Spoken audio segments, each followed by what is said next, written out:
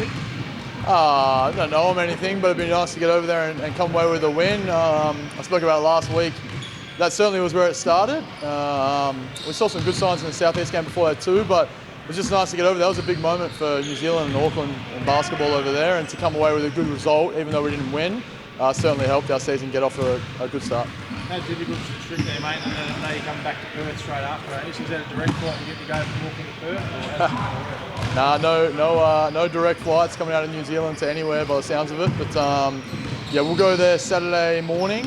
A couple of decent flights, leaving pretty early like we did last time, and then we'll head to Perth straight away on Monday. A couple of flights over to Perth and spend a few days there before the next game. So it's good that we've been through it before. The guys did a great job handling it last time. I think we came back and played Brisbane on the way back last time and did a really good job. So yeah, we don't talk about travel too much. This is part of the job.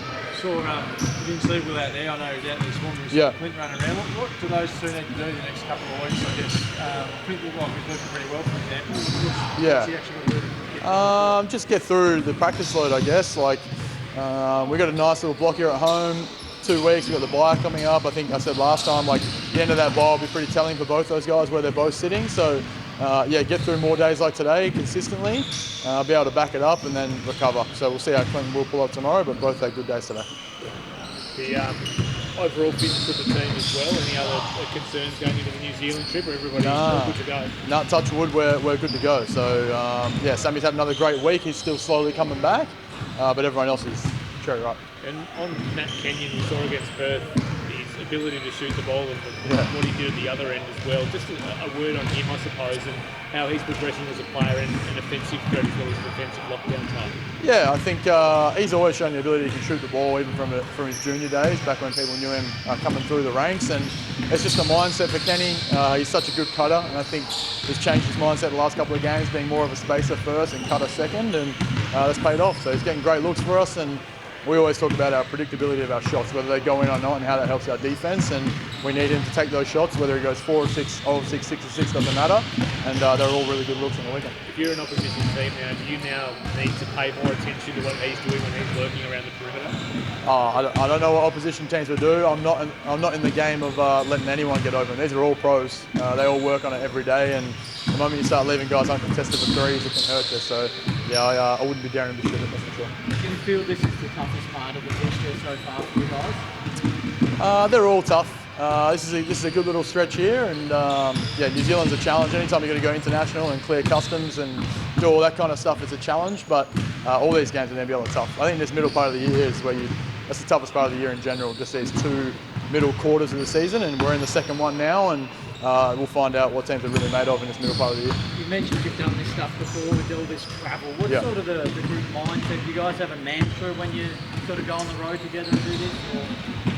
Get lots of sleep, eat lots of food, and look after yourself. There's no real mantra. It's just yeah, rocking up and doing your job, and yeah, I love it. I love it over here. It's not like Perth where every trip was 5-6 hours. It's 1-2 hour flights and you're there. So it's all part of the job.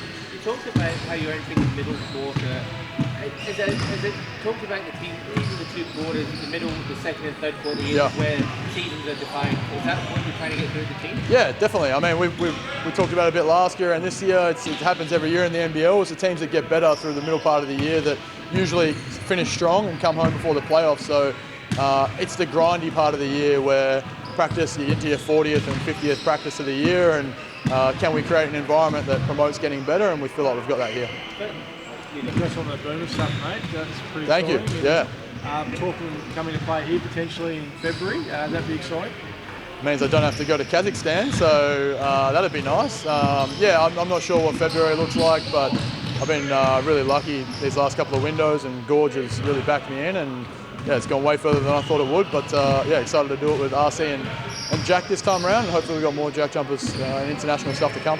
We spoke to Anthony Stewart yesterday, and he's not sure if he's going on with the Chargers next year, but he said you or Jack or Rat would be a perfect fit to take over if he doesn't do it. Is that something in the back of your mind potentially? Yeah, I haven't really thought about it yet. I've been talking to a couple of teams. We all have. It's all part of our job, is trying to coach full-time rounds. So yeah, if it comes up, we'll look at it. But yeah, it's certainly exciting to hopefully see a bunch of Jack jumpers again in the off-season, both up in the Northwest and at the Chargers. It's a big part of our all-year-round development, and hopefully that happens again. You've got very significant amount of games. Have you how have you rated Milton Doyle and Rashad Kelly contribution? Have they been everything you were expecting to be? Yeah. I mean, we've known Milton and Rashad for a long time. Back from when I was in Perth, I looked at both those guys, and they've both come in and done what we expect. They're high-level European players, and I think probably they got pushed under the radar a little bit. Most guys coming out of the G League or the NBA, they didn't have as much limelight on them, but yeah, they've been fantastic. Character first. You know, Rashad's got his young boy down here now, his family down here, and he's having a good time, and that's the most important thing. Just one last thing is that the first quarters were concerned to start the year. You seem to have really got those first quarters under control again and not letting teams, either you're leading or you're not too far behind. Is that something that you're more impressed with in these last 4 games? That's something that really helped get those 4 games? Yeah, it's just a mindset of setting the tone. Like, you know, in the Southeast, in the first game of the year, Melbourne on the road is making sure we come out and teams know that we're ready to go. And if you're not, and you let any teams or any players get a whiff early, like Blanchard the other night, we thought we were in a bit of trouble there, giving him 2 early threes. You got to set that tone pretty quick, otherwise good players and good teams will get on top of you fast. The Breakers, what did you make of them last time, and what do you think you've learned from that game that will take into this one now? New Zealand's a really good team. They're very well balanced, they're well coached, they're disciplined, and they're coming up a big win. It's a tough place to go win up in Cairns, particularly with their travel, and I look forward to what they do tomorrow night with Adelaide, but they're a really, really good team, and the numbers reflect that, and the position on the ladder reflects that. So it's going to be a tough ask. It's a fun place to play in Auckland. It's a really good game night, and it's a big test for our guys.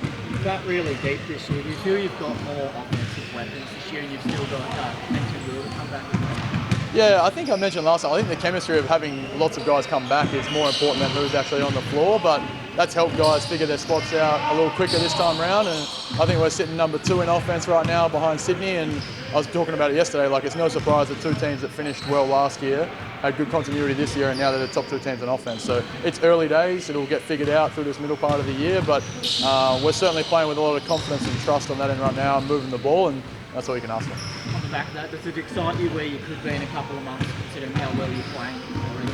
Yeah, I mean, we just focus on the day-to-day. It's always exciting looking forward, and we know what we're striving for at the back end of the season, but we're coming in trying to win every day at the moment, and the guys are doing a great job of that. You guys caught the back end of that. The practice level is high at the moment, and that's what we want. Thank you, mate. Thank you. Cheers, mate. Thank you.